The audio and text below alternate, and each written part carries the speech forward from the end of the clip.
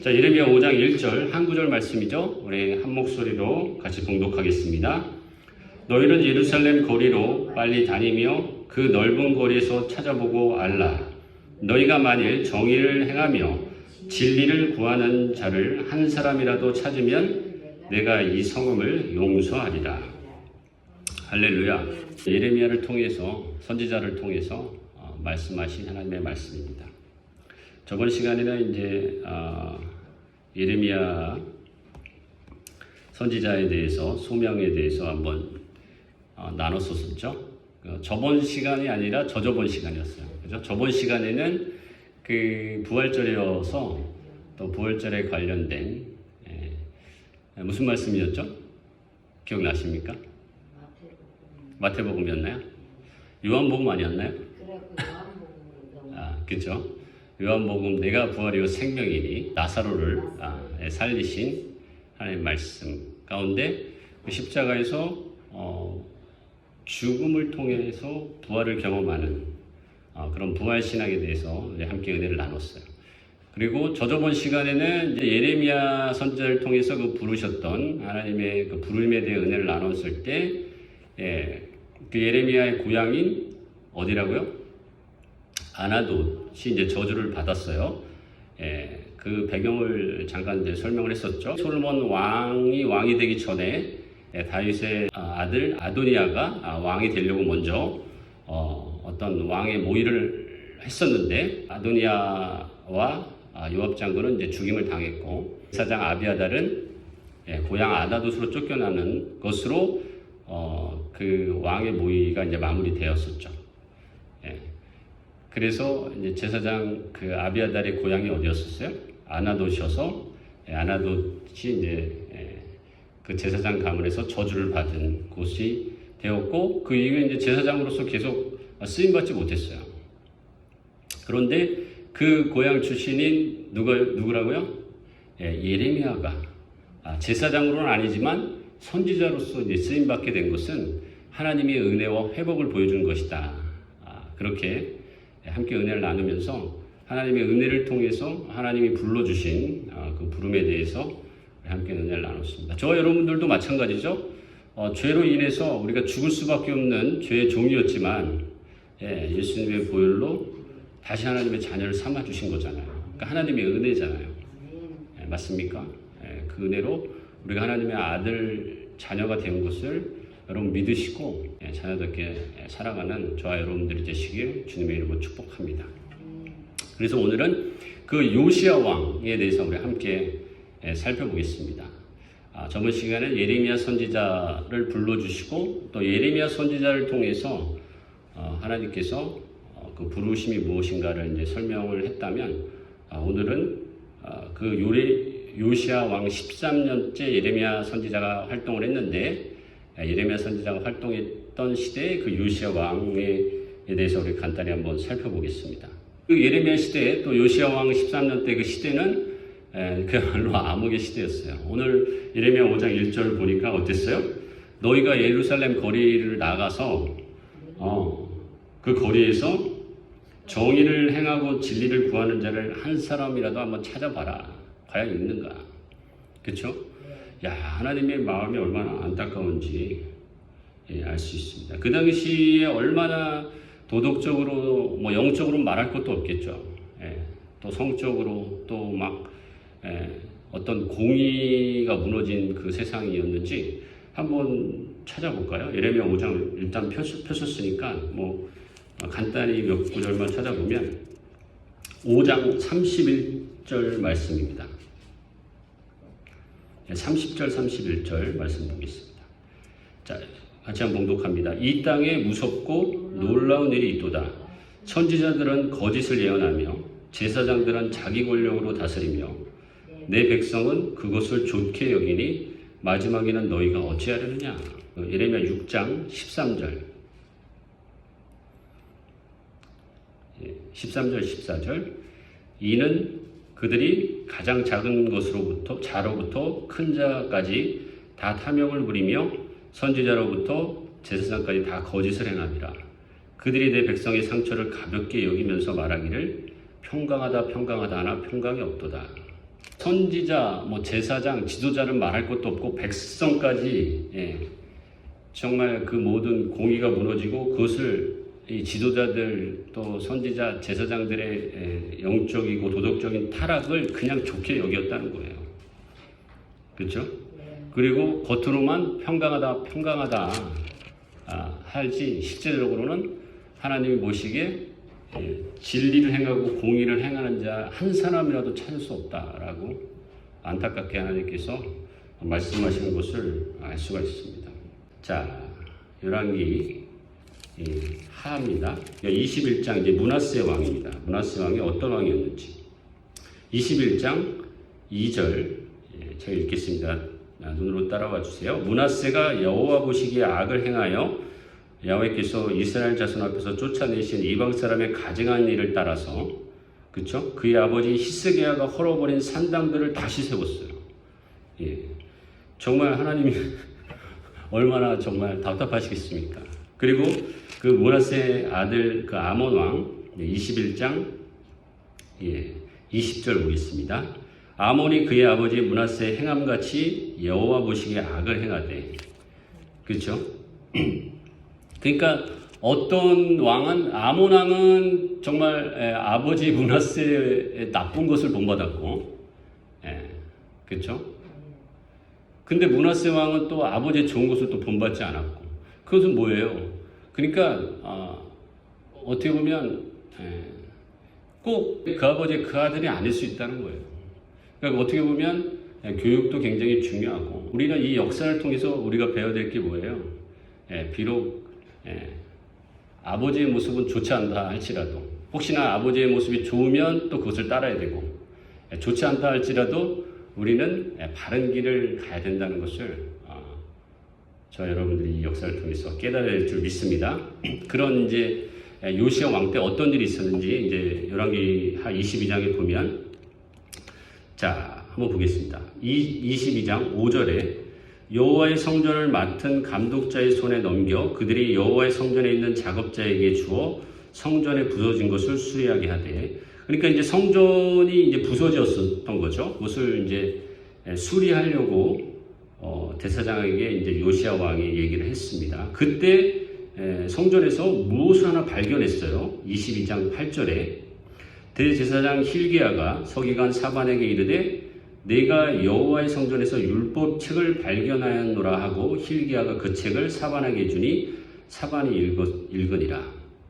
그리고 그 사반이 이제 왕에게 그 율법책을 전달하게 됩니다. 근데 이 율법책이 아마도 우리 학자들의 견해로는 이제 신명기일 것이다 이렇게 대부분이 보고 있어요. 신명기가 여러분들이 잘 아실 대로 하나님의 율법이 적혀 있는 그런 책이었죠. 그리고 여러분 아시는 신명기 27장, 28장에 보면 그 핵심이 뭐냐면 하나님 말씀 계명에 순종하면 어떻게 돼요? 복을 얻는 거예요. 그리고 그렇지 않으면 정말 그야말로 죽임과 저주를 당하게 되는 것이다. 그래서 신명기 5장에 보면 여러분이 잘 아는 그 십계명이 나오게 되죠. 그 율법책이 이제 신명기일 것이다라고 이제 분명히 보고 있고요. 그 율법책을 성전에서 발견하는데 여러분 얼마나 그 성전에서 하나님 앞에 예배를 온전히 드리지 했었으면 그 율법책이 거기에 숨겨져 있었겠습니까? 그러니까 그 아버지와 그 할아버지가 누구라고 그랬어요? 므낫세와 아몬이라는 그 왕이었는데 제대로 하나님 앞에 제사를 드리고 예배를 드리지 못했다는 거예요. 예배를 잘 드렸던 그 히스기야 왕 때 이후로 므낫세와 아몬 시대에 제대로 예배드리지 못한 것을 다시 요시야 왕이 그 율법책을 발견하자마자 어떻게 했습니까? 22장 11절 자 읽겠습니다. 왕이 율법책의 말을 듣자 곧 그의 옷을 찢으니라. 자 그렇죠? 열왕기 하 22장 11절에 왕이 그 율법책을 읽고 들으면서 옷을 찢으면서 회개했다는 거예요. 여러분 우리 예전에 기억나십니까? 아수르가 쳐들어와서 전쟁이 벌어졌을 때 히스기야는 어땠어요? 처음에 했던 게 옷을 찢고 회개했죠. 그러니까 이 증조할아버지 히스기야 왕의 모습을 굉장히 잘 본받았던 것을 알 수가 있습니다. 그러니까 아버지 므낫세와 할아버지 므낫세와 아버지 아몬의 그것을 따라간 것이 아니라 그 히스기야 그 증조할아버지의 모습을 본받아서 회개하고 주님 앞에 나아갔던 것을 알 수 있습니다. 그리고 그때 히스기야 왕은 회개하고 옷을 찢을 뿐만 아니라 이사야 선지자를 찾아가서 하나님 말씀을 들었죠. 그때 하나님 이사야 선지자를 통해서 임했던 하나님의 말씀이 뭐였어요? 기도하라는 거였어요. 너는 기도하라. 너는 기도하라. 그러니까 원래도 기도했겠지만 이사야 선지자의 말씀이 기도하라는 것이 임해서 히스기야가 기도하게 됩니다. 기도했을 때 그 아수르의 18만 5천 명의 군사들이 정말 하나님의 그 군대에 의해서 전멸되는 것을 경험했던 것을 알 수 있습니다. 오늘 이 요시야 왕도 그렇죠? 옷을 찢고 회개하는 모습을 보고 또 이사야 선지자처럼 그 당시에 아직 예레미야 선지자가 활동하기 전이었던 것 같아요. 예레미야 선지자를 찾아간 게 아니라 보니까 여선지자 훌다라는 선지자를 찾아갑니다. 한번 볼까요? 22장 14절입니다. 이에 제사장 힐기야와 또 아이감과 악볼과 사방과 아사야가 여선지자 훌다에게로 나아가니 그는 할가스의 손자 디과의 아들로서 예복을 주관하는 살롬의 아내라. 예루살렘 둘째 구역에 거주하였더라. 그들이 그와 더불어 말하며 그러니까 훌다가 이제 어떻게 말을 합니까? 15절 이하에 쭉 얘기를 하면서 17절에 이는 이 백성이 나를 버리고 다른 신에게 분향하며 그들의 손의 모든 행위로 나를 경노하게 하였습니다. 그러므로 내가 이곳을 향하여 내린 진노가 꺼지지 아니하리라. 이렇게 훌다 선지자가 예언을 하게 돼요. 그러니까 하나님의 진노와 심판이 있을 것이다 라는 거예요. 그리고 또 하나 그 요시야 왕에 대해서도 예언을 하는데 어떤 예언을 하냐면 자 19절입니다. 19절 내가 이곳과 그 주민에게 대하여 빈터가 되고 저주가 되리라. 한 말을 내가 듣고 마음이 부드러워져서 여호와 곧 내 앞에서 겸비하여 옷을 찢고 통곡하였으므로 그러니까 요시야 왕의 기도를 들으신 거죠. 하나님께서 나도 내 말을 들었노라. 여호와가 말하였느니라. 자 20절에 그러므로 보라 내가 너로 너희 조상들에게로 돌아가서 평안히 묘실로 들어가게 하리니 내가 이곳에 내리는 모든 재앙을 내 눈이 보지 못하리라 하셨느라 하니 사자들이 왕에게 보고하니라. 자 어떤 예언을 합니까? 요시야 왕에 대해서는 너는 이제 내가 그 이스라엘을 망하게 할 터인데 너는 보지 못할 것이라는 거죠. 그리고 그냥 너는 편안하게 그 조상들의 궤에 들어가게 할 것이다 라는 어떻게 보면 하나님의 심판을 경고하면서도 요시야 왕에 대해서는 무언가 좀 부드러운 예언을 한 것을 알 수가 있어요. 그렇죠? 자 이렇게 이제 요시야 왕은 하나님의 이제 말씀에 겸비한 왕으로서 이제 보여주고 있고, 그리고 요시야가 그런 예언을 들었음에도 불구하고 요시야 왕은 어떻습니까? 이제 23장에 본격적으로 종교 개혁을 일으킵니다. 그야말로 자 한번 볼게요. 열왕기하 23장. 자 어떻게 이제 하나님의 말씀에 순종을 하는지 보겠습니다. 3절 23장 3절에 왕이 단 위에 서서 여호와 앞에서 언약을 세우되 마음을 다하고 뜻을 다하여 여호와께 순종하고 그의 계명과 법도와 율례를 지켜 이 책에 기록된 이 언약의 말씀을 이루게 하리라 하매 백성이 다 그 언약을 따르기로 하니라. 하나님의 말씀을 본인도 따르겠다 결정하고 백성들에게까지 순종하게 하죠. 그리고 4절에 왕이 대제사장 힐기야와 모든 부제사장들과 문을 지킨 자들에게 명령하여 바알과 아세라와 하늘의 1월 성신을 위하여 만든 모든 그릇을 어떻게 됩니까? 다 불사릅니다. 그러니까 다른 신들에게 바알과 아세라에게 제사드린 그런 모든 신들을 다 불태우고 또 5절에 보니까 그 산당들 다 분양했던 산당들 다 폐하게 되죠. 그렇죠? 계속 그 내용이 아주 구체적으로 나와 있습니다. 8절에 보니까 또 게바에서부터 부엘세알까지, 그러니까 한 곳이 아니었다는 거예요. 그 아버지 할아버지 시대 때 그 다른 신들에게 분향했던 정말 영적으로 타락한 그 모습을 볼 수 있습니다. 그 산당들 다 패한 거예요. 그 증조 할아버지 히스기야 왕 때 원래 그 산당을 다 패했죠. 그 히스기야 왕이 했던 것을 그 아들 므낫세 왕이 다시 세웠잖아요. 아까 읽었었죠, 간단히. 그것을 다시 그 후손인 요시야 왕이 다 패하게 됩니다. 그래서 요시야 왕을 이제 평가하기를 어떻게 평가했습니까? 23장, 열왕기하 23장 25절입니다.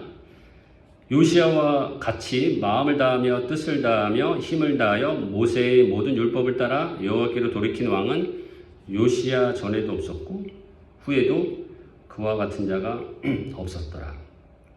그리고 26절 같이 계속 읽겠습니다. 그러나 여호와께서 유다를 향하여 내리신 그 크게 타오르는 진노를 돌이키지 아니하셨으니 이는 누구 때문이에요? 므낫세가 여호와를 경노하게 한 그 모든 경노 때문이라는 거예요. 그래서 하나님의 그 어떤 결론은 뭐예요? 27절에 여호와께서 이르시되 내가 이스라엘을 물리친 것 같이 유다도 내 앞에서 물리치며 내가 택한 이 성 예루살렘과 내 이름을 거기에 두리라 한 이 성전을 버리리라. 하나님께서 결국은 결론이 뭐예요? 성전을 망하게 한다는 거예요. 그래서 결국은 586년에 예루살렘 성전이 완전히 이제 바벨론 누구 왕입니까? 느부갓네살 왕에게 멸망당하게 돼요. 그러니까 하나님의 말씀대로 그렇게 되는 것을 알 수 있죠. 그래서 그 요시야 왕 하나님 앞에 정말 정직하게 겸비하였고 또 하나님 말씀에 순종했던 이제 요시야 왕의 이제 종교 개혁이 일어난 것을 알 수 있는데, 그러나 그 이후에 요시야 왕이 이제 어떻게 되냐면 622년에 이제 요시야가 기원전 종교 개혁을 일으키는데 609년에 그 당시에 애굽과 바벨론이 막 서로 이제 경쟁을 하면서 서로 그 패권을 다퉜을 때 애굽이 이제 바벨론을 치러 갑니다. 그때 요시야 왕이 애굽을 치려고 했었어요. 그럴 때 이제 그 애굽의 왕 바로 느고에 의하여 이제 죽임을 당하게 돼요. 그러니까 하나님의 이제 섭리가 참 묘하죠. 하나님의 뜻대로 이렇게 순종했던 그 요시야 왕을 39살에 죽임을 당하게 하시는 것이죠. 그러니까 우리 인간적인 생각은 어떻습니까? 하나님의 뜻대로 살아갔던 그 요시야 왕을 조금 더 오랫동안 살게 하시고 그 종교 개혁을 계속 일으키게 하셨다면 이스라엘 왕이 하나님의 뜻대로 다시 돌아오게 하진 않았을까라는 생각을 해볼 수 있잖아요. 그렇죠? 근데 여러분들이 아까도 이제 살펴봤지만 하나님의 심판은 예언된 것이라는 거예요. 그러니까 하나님은 이제 이스라엘을 심판하기로 결정을 하셨어요. 하나님이 좀 아껴서 그럴까요? 아까도 읽었던 대로 하나님께서 이스라엘을 오래 기다리셨는데 정말 하나님을 버린 자가 누구예요? 예레미야를 봤을 때도 그 당시에 얼마나 타락한 세상이었는지를 우리 함께 봤었죠. 예레미야 5장, 6장에 봤을 때 그 선지자뿐만 아니라 그 제사장뿐만 아니라 모든 지도자들이 다 타락한 거예요. 그리고 그 백성들도 역시 여전히 그 지도자 밑에서 백성들도 정말 공의가 무너지고 또 영적으로 또 이 제사 신앙적으로도 다른 신들이 섬기는 그런 모습들이 더 이상 하나님께서는 볼 수 없었던 것입니다. 그래서 하나님의 계획은 어떤 것이었어요? 이 백성을 도저히 돌이킬 수 없는 백성이라고 이제 결정을 하신 거죠. 그래서 하나님의 심판을 결정하신 거예요. 그리고 하나님의 심판 이후에 다시 한번 하나님의 회복을 하기 위한 하나님의 섭리가 있었다는 거예요. 그렇다면 요시야 왕은 왜 하나님께서 일찍 죽이셨을까? 이렇게 생각해 볼 수 있지 않겠습니까? 그렇죠? 근데 요시야 왕은 결국은 어떤 거예요? 하나님의 큰 심판의 계획 안에 하나님의 종교 계획을 일으키게 하기 위한 도구로 사용됐은 것은 분명합니다. 그러나 하나님의 심판을 막을 수가 없는 거예요. 그래서 하나님의 요시야 계획은 종교 계획을 일으킨 이후에 39살에 죽임을 당하는데 하나님이 요시야 왕을 미워서 그랬던 것이 아니기 때문에 아까 읽었던 대로 요시야 왕을 편안에 잠들게 하셨다 이렇게 표현하고 있는 거예요. 그리고 직접 그 예루살렘 성이 멸망하는 것을 보게 하지 않으셨다는 것입니다. 이해되십니까? 예. 그러니까 오히려 하나님은 요시야 왕을 사랑하셨다는 것이죠. 그것이 하나님의 큰 계획인 거예요. 섬긴 거예요. 그리고 직접 예루살렘 성을 목도한 선지자는 누구예요? 예레미야예요. 예레미야. 예. 자, 그래서 하나님께서 그 큰 섭리 안에 하나님의 뜻이 있다는 것을 우리가 분명히 알 수 있고, 또 한 가지는요, 예레미야가 이제 626년에 부르심을 받았어요. 요시야 왕 13년에 우리 예레미야 1장에서 봤었죠. 근데 그리고 622년에 요시야 왕이 종교 계획을 일으킵니다. 그러니까 예레미야는 626년에서 622년까지 5년 동안만 이제 활동을 하게 돼요. 그리고 참 신기한 게 요시야 왕이 종교 계획을 일으킬 때는 예레미야가 활동하지 않습니다. 그리고 609년에 요시야 왕이 죽은 다음에 609년부터 또 예레미야가 활동을 해요. 언제까지? 하나님의 예언이 이루어지는 게 뭐예요? 그 예루살렘 성이 망할 때까지 예레미야 선지자를 통해서 예언을 선포하고 활동을 하는 거예요. 이해되십니까? 그러니까 예레미야는 626년부터 5년 동안 622년 요시야 왕이 종교계획을 일으키기 전까지 활동을 하다가 622년 요시야 왕이 활동하면서 종교계획을 일으키면서 609년까지 요시야 왕이 종교계획을 일으키면서 하나님의 말씀대로 이스라엘에게 선포를 하는 것을 알 수가 있고, 불행히도 다행인지 불행인지 요시야 왕이 609년에 죽으면서 다시 그때부터 예레미야 선지자가 활동을 하는 것이고, 도표가 있으면 좀 보여드릴 텐데 이해되시죠? 그러니까 이게 하나님의 섭리예요. 하나님 뭐예요?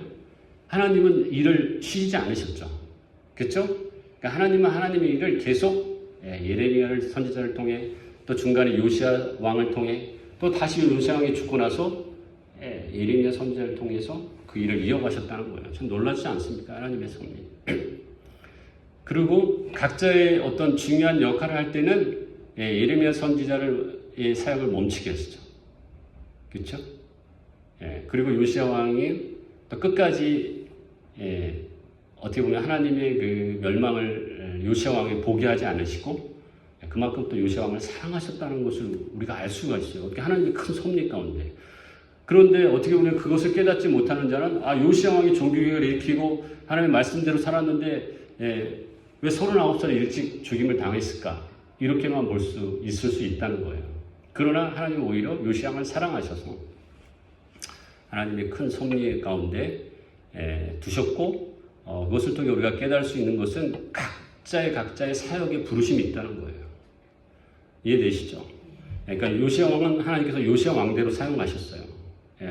왕이 할 수 있는 권한이 뭐였어요? 어떻게 보면 백성들을 다스리고 통치할 수 있는 권한이잖아요. 그러니까 요시야 왕을 통해서 종교개혁을 일으키고 그 무너졌던 그 이스라엘의 어떤 백성들까지 제사장 또 선지자들을 다시 한번 회복하게 하셨다는 거예요. 산당을 폐하고. 그 다음에 예레미야 선지자를 통해서 회복하신 건 뭐예요? 하나님의 말씀 임하게 하신 거예요. 그러니까 이스라엘 백성들이 하나님의 말씀을 듣지 않으니까 예레미야 선지자를 통해서 끝까지 망할 수 있다는 것을 계속 심판을 예언하고 보여주신 것입니다. 근데 이스라엘 백성은 듣지 않았잖아요. 요시야 왕이 말할 때도 그랬고, 또 예레미야 선지자를 통해서 계속 말할 때도 그걸 듣지 않은 것을 알 수 있습니다. 그래서 오늘 말씀을 통해 우리가 깨달아야 될 것은 뭐예요? 각자의 사명과 부르심이 있다는 것을 여러분 기억하시고, 그리고 이스라엘 백성이 듣든지 아니 듣든지 사명자는 사명을 감당해야 된다는 거예요. 요시야 왕이 끝까지 그 일을 감당했잖아요. 얼마나 어떻게 보면 그 아버지 또 할아버지가 했던 그 그 길을 따라가지 아니하고 혼자 그 길을 하나님을 위해 정직하게 그 일을 하는 게 쉬운 일이었겠습니까? 많은 어려움과 또 그 주위에 있는 내신들의 어떤 불만들도 있었을 것이고, 그러나 요시아는 끝까지 산당을 폐하고 그 예루살렘 성에서 하나된 성에서 온전히 제사하기를 원했던 거예요. 우리 레위기 17장에서 우리가 봤죠? 그 여러 곳에서 제사 드리지 말고 한 곳에 집중해서 성막 안에서 제사 드리라. 그것이 바로 그런 의미인 것입니다. 그래서 히스기야 왕이 산당 다른 신앙에 분양했던 폐하듯이 산당을 폐한 것처럼 요시야 왕도 그 길을 따라간 것이죠. 또 예레미야 선지자는 또 어떻습니까? 정말 예레미야 선지자야말로 막 죽음을 불사르고 하나님의 말씀을 선포했는데, 근데 정말 예레미야 선지자의 그 예언의 핵심이 뭐냐면 너희가 하나님의 말씀에 순종하지 않으면 성전이 망할 것이라는 거예요. 예루살렘이 망할 것이라는 거예요. 다윗의 어떤 계명을 통해서 이 시온산, 바로 이 시온 성전, 하나님의 성전은 망하지 않는다는 것이 이스라엘에게 내려왔던 전통적인 것이었어요. 근데 하나님께서, 근데 사실 거기에 조건이 있었죠. 하나님 말씀에 순종했을 때예요. 계명에 따라 행했을 때예요. 그렇지 않으면 이스라엘 백성을 하나님께서 예레미야를 통해서 막 망하게 하실 것이다라고 예언하니까 예레미야는 막 죽임을 막 당할 많은 고비들이 있었습니다. 심지어는 그 아나돗의 고향에 있는 사람들까지도 예레미야를 막 죽이려고 했던 것을 알 수가 있어요. 시간이 있으면 좀 찾아볼 텐데 시간이 없으니까 생략을 하겠습니다. 그러니까 하나님의 사명자는 어때야 됩니까? 우리의 생각, 우리의 감정대로 전하는 게 아니에요. 행하는 게 아니에요. 하나님의 말씀에 온전히 순종하는 것입니다. 그러니까 저와 여러분들이 하나님의 받은 부르심이 있죠? 아니, 권사님의 부르심 뭘까요? 어찌됐건 이 교회, 이 성전을 몇 년 동안 지키셨어요? 40년 가까이, 그죠? 꼭 그것이 부르심이라고 말할 수는 없지만 어찌됐건 그것에 대해서 끝까지 지켜왔던 그 권사님의 어떤 그런 신앙을 하나님께서 보고 계시다는 것입니다. 그래서 그 감정과 어떤 상황에 흔들리지 않았던 모습을 하나님께서 기뻐하실 거예요. 예레미야 선지자도 마찬가지입니다. 예레미야 선지자 한 구절만 한번 찾아볼게요. 20장 9절입니다. 이사야 예레미야죠. 뒷부분에 나왔습니다. 20장 9절 같이 한번 봉독하겠습니다. 내가 다시는 여호와를 선포하지 아니하며 그의 이름으로 말하지 아니하리라 하면 나의 마음이 불붙는 것 같아서 골수에 사무치니 답답하여 견딜 수 없는. 기가 막히지 않습니까? 그러니까 자기를 죽이려고 하는 그런 자기 고향 사람까지도 버리고 자기를 죽이려고 했던 그런 상황이었음에도 불구하고 예레미야 어떻게 고백합니까? 이제 결국은 하나님 앞에 이제 붙들린 바 된 거예요. 이제 하나님의 말씀을 전하지 않으면, 내가 그 사명을 감당하지 않으면 골수에 삼서 가슴에 불이 나는 것 같다. 그런 이제 믿음으로의 선지자인 것을 우리가 알 수 있는 것입니다. 저와 여러분들도 여러분 상황에 흔들리지 마시고 사명에 붙들린 바 되어서 하나님의 그 일을 잘 감당하는 여러분 되시기를 주님의 축복합니다.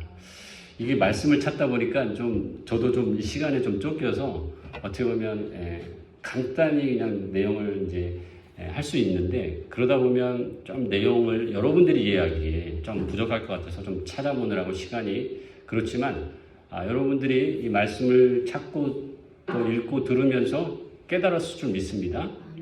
이 예레미야와 또 요시야 왕을 통해서 각자의 왕과 선지자의 역할을 분명히 하나님께서 맡겨주신 대로 순종한 것을 알 수 있잖아요. 그래서 우리 또한 그 사명을 잊지 마시고 각자의 부르심 앞에 정말 이 땅의 아픔, 이 땅의 고통, 이 죄악을 보면서 우리가 함께 예레미야 선지자처럼 요시야 왕처럼 슬퍼하고 함께 공감하고 이 무너졌던 세상을 위해 함께 기도하는 여러분들이 되시기를 주님의 이름으로 축복합니다. 어떻게 보면 그것이 평범한 삶일 수 있어요. 그러니까 우리가 성령을 의지하고 내 삶에 내가 주인된 삶이 아니라 하나님이 주인된 삶으로 나아가는 것이 어떻게 보면 평범한 것 같지만 하루하루 성실히 그것을 우리가 감당해야 될 부분이라는 것을 잊지 마시기 바랍니다. 그것을 하나님 기뻐하시고 반드시 하나님께서 영광을 받으실 줄 믿습니다.